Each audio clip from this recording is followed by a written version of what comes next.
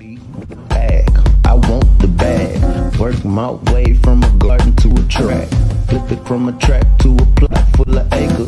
Do it for the farmers and producers and the makers.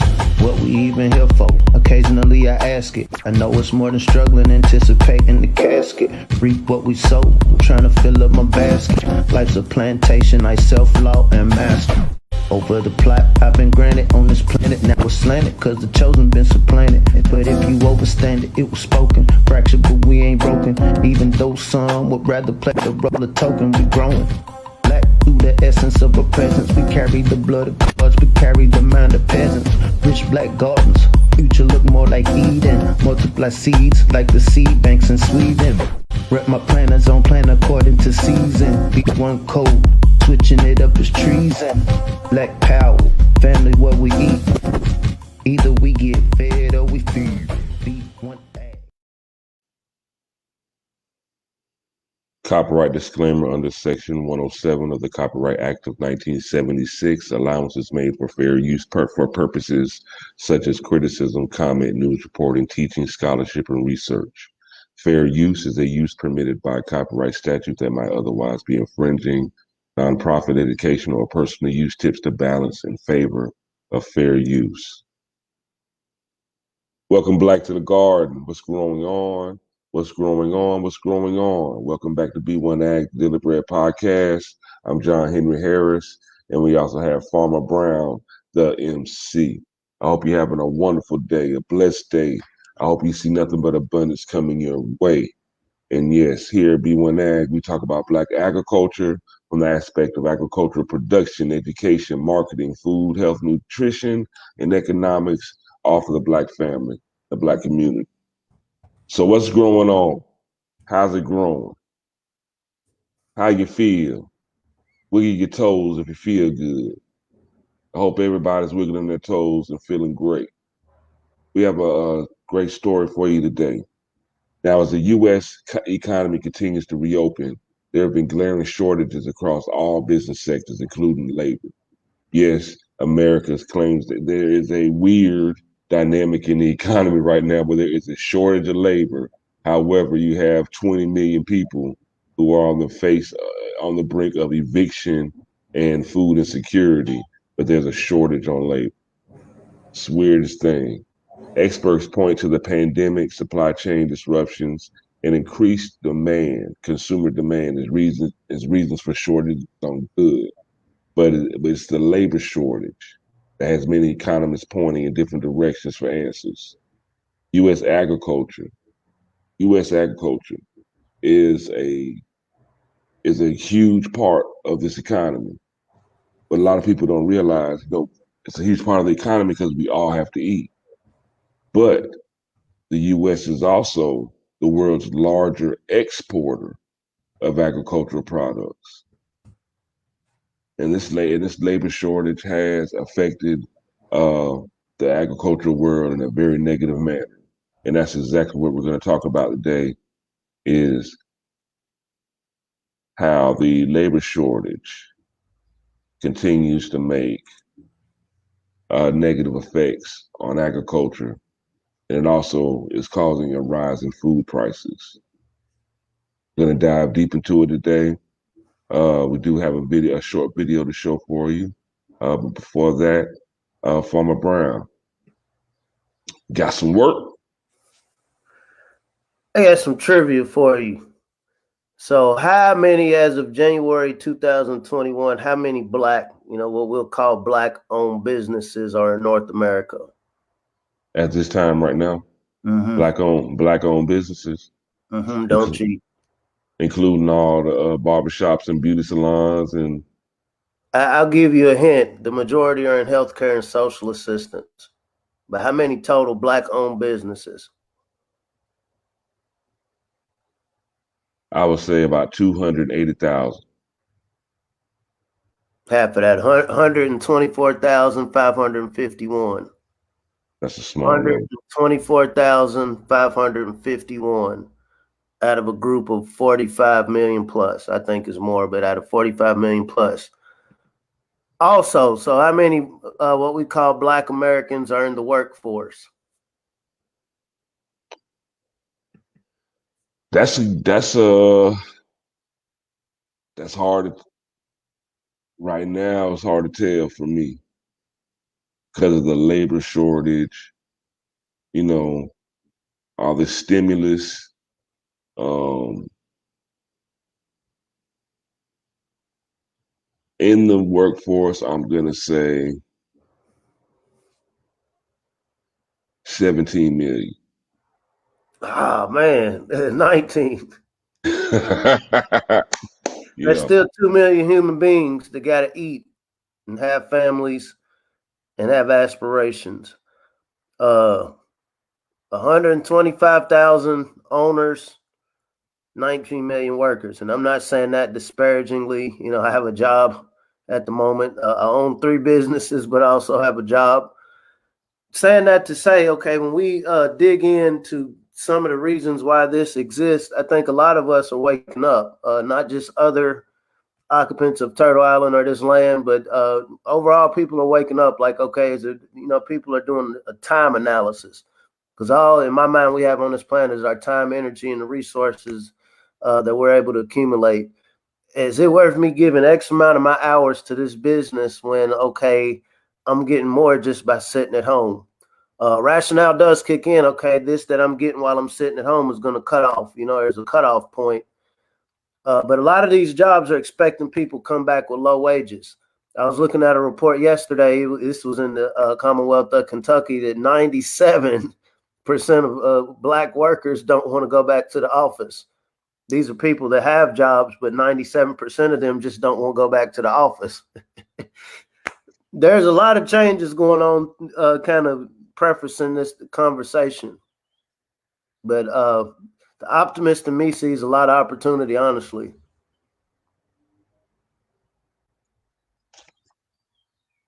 Now, as far as the labor shortage and how it is negative affecting agriculture, what it's really doing is it's causing a cost in the rise of foods. Now, despite the rise in food costs, farmers are predicted to lose 9.7% of the total net income in 2021, according to the U.S. Department of Agriculture. Farmers are facing difficult challenge because as their income decreases, there's an increase in consumer demand and also a decrease in labor. So you have more people wanting more products, more food, but the farmer's making less money and he has less labor to produce this higher, to try to fulfill this higher consumer demand. So it's really causing problems. And that's all because, and then there's a shortage of products anyway, as far as finished products and value added products. So it's a very bad, it's just a bad storm. It's like the perfect bad storm, and trying to figure out a way to deal with it. Now, although there's a shortage of labor and it is negatively affecting agriculture and it's causing food prices to rise, there's always an opportunity. There's always an opportunity. And one thing, and the biggest opportunity is if you have a CDL license. If you have a CDL right now, you have a golden ticket. For instance, up in New York, there is a company called Chef's Warehouse. They supply food for businesses, including restaurants and hotels. Now, during the pandemic, a lot of restaurants and hotels had to close. They had to close their doors. So that affected his business directly. But now that the economy is slowly opening and reopening, that demand is back. And and if you have a CDLs right now, you're guaranteed to make over 6 figures. And also this company here, Chef's Warehouse, they actually have had to bring in truckers from Alabama. They're literally bringing in truckers from Alabama, putting them up in hotels in the Bronx at their cost and paying them a six-figure wage. If you have a CDL and you drive trucks, you're in transportation logistics, there's a great opportunity for you in the midst of this labor shortage. But I do have a short video that I would like to show you about this labor shortage. Let me bring this up for you.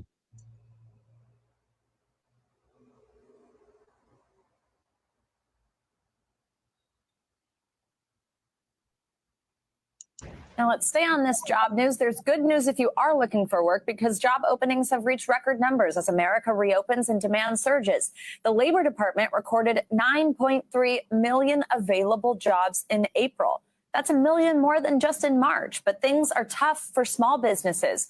48% say they're struggling to find qualified workers to fill those vacancies. And it's leading to record rates of people quitting their jobs, actually. NBC News senior business reporter Ben Popkin joins us now. Ben, good morning. So fill us in on what's going on here. Why are we seeing so many companies struggle to fill open positions when we know people need jobs? Well, across society right now, we're seeing this sort of great sorting out happening in the labor market. I mean, just because there's job openings doesn't mean that those who are out of work are the right people to fill them. I've interviewed many experienced unemployed workers. They say they can't find work in their field, and they're not going to run out for these entry-level hourly jobs and start lifting boxes, say, for Amazon. But according to surveys, workers are also staying home due to virus concerns, childcare issues, caring for family members. And there's a bit of a catch-up. During lockdown, if you were lucky enough to have a job, you held on to one. So last year during the pandemic, we saw about 6 million fewer people quitting than we usually would. There's a bit of catch-up, and as labor markets opening up, people are more willing to take those leaps, quit, change job. That's tightening the labor market further, causing workers to expect or hold out for higher wages. And now, according to the Labor Department, Ben, a third of people who quit their jobs came from the retail sector. Now, many of those employees cite pay as the reason for quitting. I mean, walk us through that, because, of course, if you quit, then you're not getting a paycheck at all. But what do these companies need to do to retain these employees? Well, let's take a step back and look at things a bit. Women make up the majority of the workforce in retail, and women disproportionately have had to bear the childcare burdens during the pandemic. With childcare prices higher, availability low, they have to juggle. Can they really make enough to cover the cost of someone watching their kids? And if workers are quitting because they say wages are too low, the answer seems a little obvious. We might want to raise wages. Retail operates on thin margins, and they've been reluctant to cut into those margins. So some businesses may have to rethink their model, compete on wages, offering signing bonuses and incentives. They're going to have to get creative and listen to employee needs. Yeah, we've actually heard some pretty cool stories about that, about what companies are doing that are kind of these unique things to help employees. Now, many employees say they want to continue working from home. This is a big one. I mean, employers are planning for a return to the office. Let's talk about how companies navigate this new culture. Will we see a permanent change to office life? I mean, it's kind of funny. I've actually been talking to people here because, look, we all signed up for these jobs thinking that they were in a building that is, in some physical location. But then this year showed us kind of what we can and can't do, what is working and isn't working. How do companies navigate that? Well, what's in vogue is a sort of the hybrid office approach with flexibility. So some employees are in the office while others are remote, depending on their needs and concerns, beaming into team meetings. We'll see how long this lasts. While this kind of avoids some tough decisions on the front end, experts warn that down the line it has the potential to build resentment between the remote workers who think their colleagues are getting FaceTime, being seen as more committed, while the office-bound may resent those working from home who no longer have to face long commutes and get to do a load of laundry between tasks. So managers really need to think hard, top to bottom, what are the actual requirements for every position and role? And make conscious, thoughtful decisions to create and recreate that team cohesion, and also avoid discrimination by managers and coworkers, especially as companies are trying to pursue diversity hiring goals, hire people who may not be able to afford to work in those headquarters cities, and make sure that workers are being treated fairly.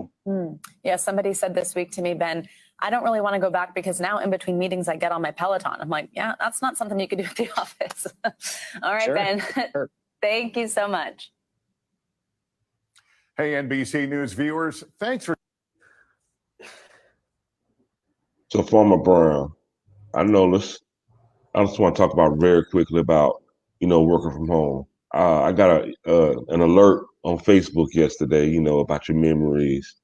And yesterday, 1 year ago yesterday, I caught COVID. Yesterday was my 1 year anniversary of COVID. I caught COVID at work. They had us all gassed up, essential workers, and be proud, you're keeping America going. And I catch COVID at work. And I don't ever want to have to go into work again. Working from home has been a godsend. And for a lot of companies, just not having the overhead of having to supply a building with electricity and air conditioning and heating, that'll probably open up their bottom line some more to where they can put that money elsewhere. But what do you think about it, Farmer Brown? Are you ready to go back into the office? I had a similar, so I had COVID last February, and I'm pretty sure I got it from the office. I know I had done some traveling in January, but I just remember the office space, the extension office I work in, there's multiple other people in there. And I ain't gonna lie, I'm lightweight traumatized by it. And so I've been fortunate to work remotely since then. And, given the choice of working remotely in the office, obviously, I would rather work from home. But saying that to say, not getting away from your question, and it made me think as they were talking, there's a lot more people working and earning than who are registered as employees or owners. When I say 125,000 business owners, I would imagine it's double that, if not triple that, of people who are just industrious. They may not have a business license, may not be, in some sort of registry. And so I don't want to paint this picture that we're just all just workers. There are industrious people who get up in the morning, they have a service or product that they create, and they sell it to people, and they conduct business and feed their families. When we're talking about agriculture, specifically in this space, there are opportunities. Right now, there is a worker shortage. A lot of the I'll say many farmers I know don't have farm IDs, but they have productive operations. A lot of times the farm IDs are necessary if you want government funding, if you want access to some of the grants or whatever programs are available. That's one of the prerequisites. But on the flip side, when we're talking about, being self-reliant, and, I hope you understand what I'm saying. If you're self-reliant, if you're self-sufficient, if you have a built-in market, people who's already shopping with you, obviously you want to make sure the quality of your product is good. And so you don't want to just cut all corners. But when it comes to doing business, if you don't have to get a loan, that's even better.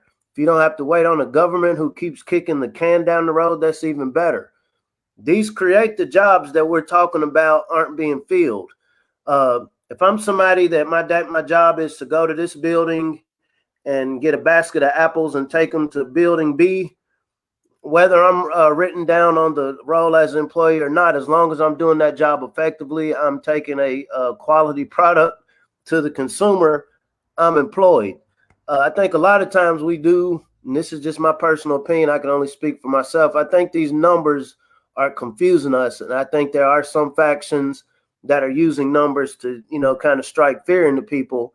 And as Tariq Nasheed will call it, pull-up summer, even mentally, this is a pull-up summer where people have almost had it. Like, okay, I'm not going to keep running on this hamster wheel.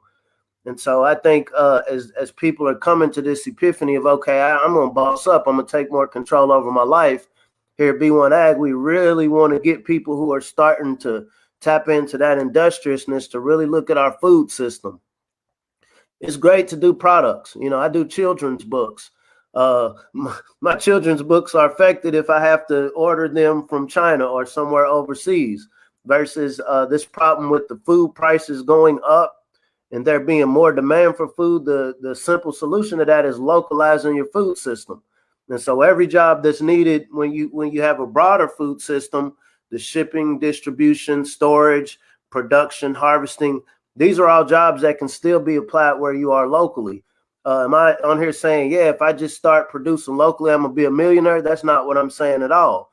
What I'm saying is the system we have now, at one time, I have $1, you have an apple. I give you this $1, you give me the apple. We got to a point, and I know what is it, 40%, the majority of farmers in North America are subsidized, meaning the government, they're not necessarily earning the money from their produce or their operation more so than the government is subsidizing their operation. That's not good. That's not bad. But we know in the B1 community, our farmers aren't getting subsidized by the government. They're actually being undermined in many ways. When it comes to loans, yeah, we'll give you loans, but any other sort of subsidy, anything else to kind of help your operation, you have to get it how you live. So saying that to say, we got to get to the essence of production. And as we do that, it's the goal is to build a sustainable system where you're not dependent on all of these outside factions to supplement your business. You want to do straight up business. I have something of value. You have something of value that I'm willing to trade this with you. And from there, we build this economy. We've talked about how currency or our concept of money is changing. Before our eyes, it's going digital. So, once again, our mind's there. The word right now, I've heard a lot of content creators talking about these trades.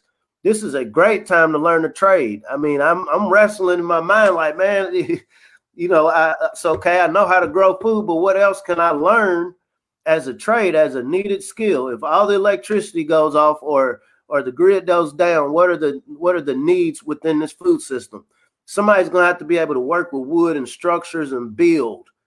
If you're okay, I can't depend on the factories or warehouses that we used to have to store our food. And so now we need more localized food storage locations. Okay, maybe these people are tripping about selling this property. They just want to lease it to us. And so do we have people who already own property? You're like, okay, you bring some builders here to build this space to store it. And I'm being generic, but kind of making a point of plumbing. Plumbing is a problem on farms, believe it or not. Waste management. Right now, one of the cases that are being made, the greenhouse gases, trying to be a more eco-friendly country is based around waste, livestock waste, residue from pesticides and herbicides going into the rivers. And so all of these are skill sets that can be applied locally. The chefs, I was speaking to some kids yesterday. One little girl, I don't want to farm, I just want to be a chef. And I was kind of I was trying to make the point to them because they were in 4th grade. And I'm like, by the time you're my age, this concept of preparing food is going to be totally different. It ain't going to be like you just have kitchens and you bake biscuits anymore. I mean, you're competing with machines that can create lab-grown meat. We're in an age where you're now going to get your food delivered to you in a drone. And so how are we seizing upon these changes? It's not to say you support the change or against the change, more so than how can we create our own niche within it. But this is a great opportunity because we're literally watching in front of us all of the areas that are voided. And so, like I'm saying to the melanated family, okay, we see where they want the workers to go back to. Now, are we going to go back to them as workers, or are we going to go back as contractors?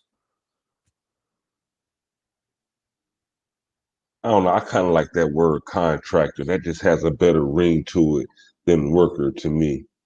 Contractor. That sounds a little bit more equitable, a lot more fairer. If you can put yourself in a position as a contractor, you have a lot more control as you're offering your services and they accept it for payment. Yeah, I like contractor as opposed to worker. Now, in the field of agriculture, like we're showing, there's a lot of opportunities. Opportunities are there. We need to jump on them. Now, consequences of us not jumping on them. Okay, now you got increased farm wages, decreases the income for the farmers, right? So once the farmer has a smaller income with the reduced labor availability, along with increased consumer demand, what that forces the farmer to do is to make production changes. Now, when we say production changes, that could mean, okay, well, I'm not going to grow this year, or I have to grow this year. It could mean, let me bring in these robots to come pick my my produce. It could mean I can't produce at all. this season? Ag enterprise, ag enterprise, ag enterprise. And, I'm not throwing shade on producers, but a lot of farmers, context is everything. If you don't see what your operation as an enterprise versus, this is a family business, it can make all the difference in the world. And one of the big words, when I was doing my research, is diversify your operation. Unfortunately, a lot of farmers are making their money raising livestock and ranching, and we see that, okay, there's this encroaching force that's going to minimize the amount of people that's going to get money raising livestock. And so, okay, am I willing to start maybe a little bit more vegetable production instead of doing monocropping? And this is where you have like hundreds of acres of the same crop. Maybe I'm going to start breaking this up and just work on really tapping into this local market. Instead of depending on China or foreign buyers, okay, maybe year 1, year 2, year 3, I might take a little hit. But as I'm taking this hit from what I was used to doing, I'm going to start building my operation to a more localized model because these people need produce. Farm tours, agritourism. It sounds corny. I'm not going to say it sounds corny. It sounds crazy, but agritourism goes to, okay, maybe you're just hosting farm tours. Maybe I'm a beautified space that normally I was running some livestock, or maybe I was planting something. Okay, there's not a market for it. I'm gonna create a market where, I'm gonna work with some of these local youth groups. I'm gonna work with some of the local schools to do outdoor learning. We heard us talk about the Delta variant coming. I imagine it's gonna be Delta, Gamma. We're gonna have a lot of other justified or not justified reasons given to keep locking people down or this virtual learning. I guarantee that's going to happen. And so instead of reacting to it, how can we be proactive and at the same time diversifying operations? Is this saying that every black farm in America can become a agritourism destination? That's not what I'm saying. However, if you look at it, so we have millions of students, K through 12th grade. When we have these podcasts, we talk with people and people are like, yeah, we need to get the youth. We need to get the youth. I mean, it is worth a couple $100 when we do the farm tours we do. We're able to shoot the farmers a couple of hundred, sometimes a couple of thousand to host farm to table dinners. This same method could apply towards a school districts, just contracting with different schools. Yeah. Over the course of a year, we're going to bring X amount of your students out to our farm. Serve you a lunch. Can I get a contract to make sure you're going to buy at least 60% of your lunch from what I'm producing here? Just thinking outside of the box of just, okay, I'm going to plant this, put it on the truck, and then it's going to go somewhere, and I hope I have a market for it. Weddings, nature hikes. I know through the neighborhoods right now up here in Kentucky, people are riding four-wheelers. Do we have farmers that's willing, okay, maybe I'm going to allocate a couple of acres of just four-wheeling. People that are looking for alternative forms of recreation. Silvopasture, growing trees. Okay, maybe in year 1, maybe the next 10 years, I'm not going to get a profit, but I'm also not going to lose money trying to grow something that there's not a market for. But I'm going to get some high value trees and go on and have them started here. And whenever this little economic thing that we see going on settles, I'll still have a product that people need. Pine wood is going to be just as valuable now as it is 10 years from now, as it is from 20 years from now, because it'll be used for something that people need. And so once again, it's really trying to codify our minds around a long-term strategy versus just reacting to what's going on. What do we understand? Land always appreciates in value. If they say follow the money, we see these rich people are going after land. And so as a producer, I'm not a proponent, hey, just sit on your land. Like I would never say that. But once again, when you're thinking long term, you can't immediately say, okay, year 1, I'm going to start making profit. I guarantee you the big timers in the ag world, the ag Illuminati, so to speak, they got a 50-year, 100-year plan of what's going on. So right now, there's people right now getting all sorts of resources because of people acting out of panic. And so what I'm saying to the B1 family is, how can we as consumers, how can we as educators, how can we as people in the community that care, put our influence? Because it doesn't take everybody. It doesn't take everybody. But how can you get a critical mass to start not only talking about it, but actually either putting some time, energy, or resource into enriching the farms that do exist. You know, volunteering to bring some groups out and paying some of these farmers to host. You know, it gets the kids out of the neighborhood for a while. These are just a few ideas, but something's got to be done, because if we're dependent on this market as it is, we see that we keep losing. And I'm allergic to losses.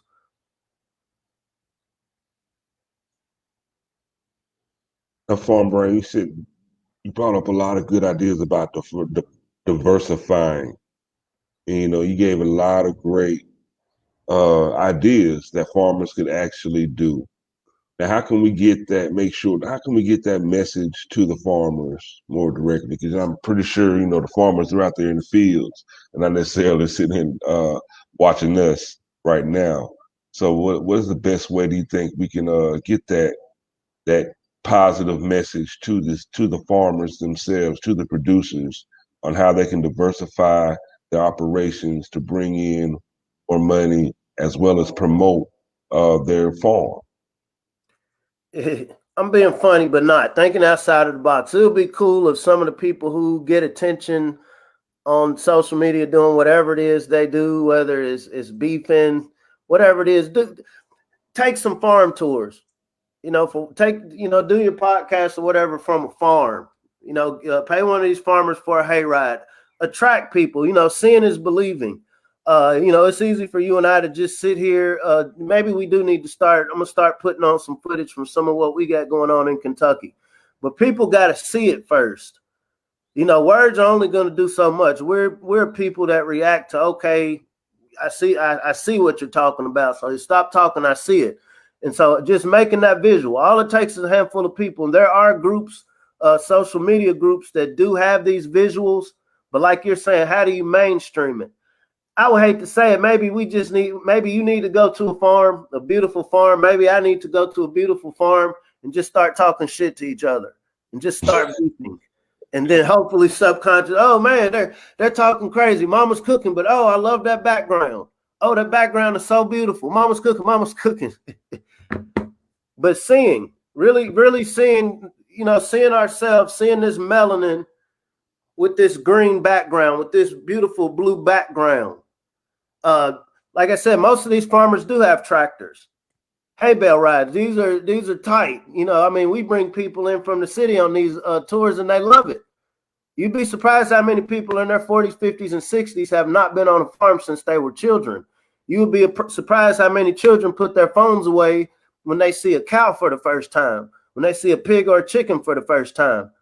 You'd be surprised how well your kids sleep when you done had them running around on this flat safe space. It's incentivized farmers to make sure they take care of their plot. But these kids run around and get tired. And so once again, this can be applied, because anywhere where we're at, especially the melanated family, there are black farms within 50 to 100 miles of where you are. Like I said, it's not going to be everybody. But if you could get a critical mass, you know, start taking these Instagram or Snapchat, you know the terms that I'm talking about, really capturing these images of us having a good time, not just, you know, advertising, you know, per se, hey, look what I'm doing, my great life, but just really making this a subculture, subconsciously saying, hey, y'all, this is what we do. And from there, like I said, this is when these farmers can now create a whole new economy of, okay, I was talking to a lady yesterday and they do very well. She said they make about $1,000 a day just selling green beans at the farmer's market 4 days a week on 4 acres. No, they have 7 acres. Wow. Black lady, just as nonchalant. She's like, you know, she works at a school. She's like, I make more money than my principal, but just as cool. But saying that to say is finding a specific niche. But I was making that point to say they're going to start doing tourism to supplement income. And we're going to have our daughters host these tours. Our daughters are in college, but when they come home from college for the summer, they're going to host the tours on our farm. We're going to break them up into sections. We're going to have a little tent set up. They're going to eat. And I'm a contract with these local schools to bring you a group of 20 out, bring you a group of 50 out. Make sure you got at least 5 chaperones. and sign your your waivers. Now, if you come out here and you're messing around, I'm not liable. All of these are things in play because insurance is a thing. I'm being serious, and so you don't want anybody injured. You don't want to get to a point where we're so desperate trying to make money that we're cutting the quality of whatever the product or service we're providing. But these are realistic things that I've seen with my eyes. I know there's many great ideas that people have, but I have no background in ag business. More so than I understand marketing. I understand, hey, it's a lot of us that haven't even been around this. And I know just with our company in Kentucky, we barely scratched the surface of melanated people who will spend some money. And white folks, other folks appreciate these venues too. Here at B1 Ag, we're talking about how can we make it rain on our black farmers. Like I said, we do need to buy more produce for health reasons. But when we see that agriculture as a whole is taking a hit like this, you got to know that black farmers are getting hit worse. And so as a community, when we say, how can we help? Call your local extension agency. Hey, they'll call them minority farmers. Cooperative extension. Do y'all have a list of minority farmers? Go online. Shop Black US got a list that was as of 2019.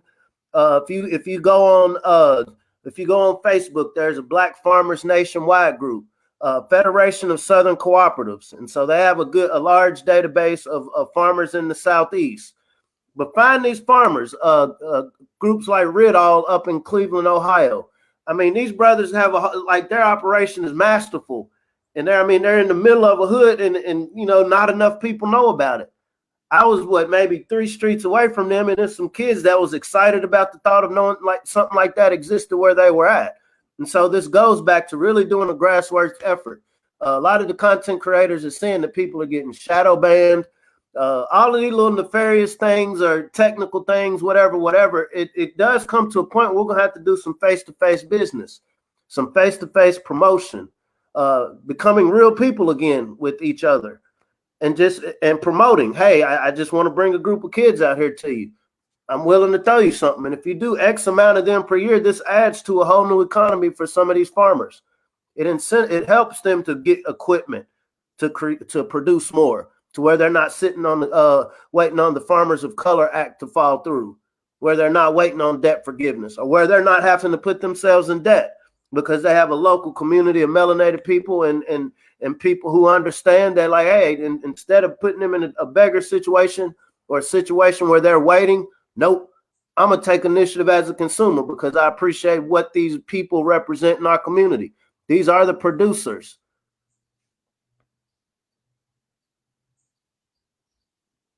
And if we don't take advantage of these opportunities, if we don't fill these holes, if we don't fill these needs, there's always automation, artificial intelligence that's waiting in the wings. It's not even in the wings, it's on deck.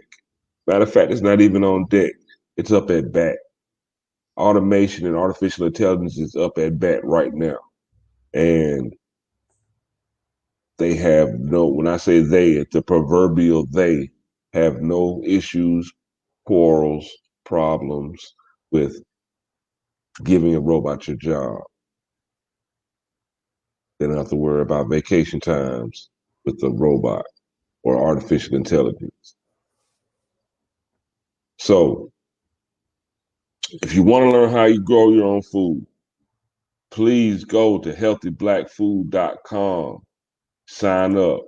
We have a great, informative, interactive, colorful, cultural, soulful course where we're teaching you how to grow your own food. Go to healthyblackfood.com. If you have any questions whatsoever, just give us a holler at b1aghiphop.com, b1aghiphop@gmail.com. Send us the pictures of some of the things that you're growing. I don't care if it's if you have a farm, if you have a raised bed garden, or if you just have a flower that you're growing. Take a picture of it and show us. We want to share it with everyone else. And also, this is just a question. Let's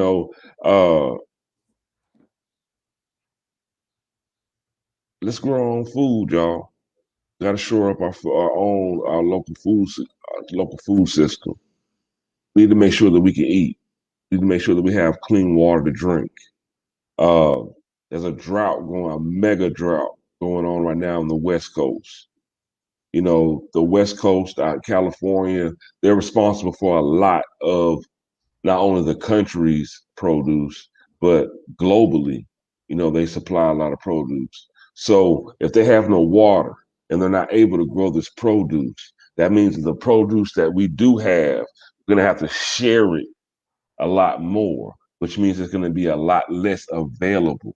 So we need to be prepared and be already in the practice of supplementing our own diet, bringing more food in for ourselves so it won't be such an issue if and when these things come to pass. I'm telling you, the Colorado River is drying up. You got states competing for water resources right now. My brother lives in Canada. Now, where he's at, the average temperature year round is like 82 degrees. It was 118 degrees the other day. This weather is changing. And we need to be prepared to change with it, not for just for survival. This is for survival. HealthyBlackFood.com. Sign up. HealthyBlackFood.com. Sign up. Sign up or unsubscribe. Make sure you subscribe to the B1 Ag Daily Bread podcast on YouTube. We have a lot of great information for you. Sign up, subscribe, and get this daily bread. At the end of the day, if you really want to know something, I'm talking about really know it, what do they need to do? What do the people need to do, Farmer Brown? There's no business like grow business. Oh, no. Learn how to grow something. There it is. I'd like to thank y'all for coming and checking us out at B1 Ag Daily Bread podcast. We're really going to work hard to bring you more content. We're really trying to expand. We want to spread the word, like and share, and subscribe. Help us build this platform to where we're talking about food, health, nutrition, agricultural production, opportunities, entrepreneurship. We're talking about this on as much as we talk about reality TV, where we're talking about, growing our own food as much as twerking. Like, I want to see TikTok videos of people showing off their rutabagas and tomatoes and collard greens and things of such. You know what I'm saying? Instead of shaking their butts. I grew up in Florida. I grew up in a twerk culture, so to speak. You know what I'm saying? When I grew up, Uncle Luke was the soundtrack. 2 Live Crew was the soundtrack. So in a lot of ways, you're talking about you got 80s babies, and I'm a twerk baby.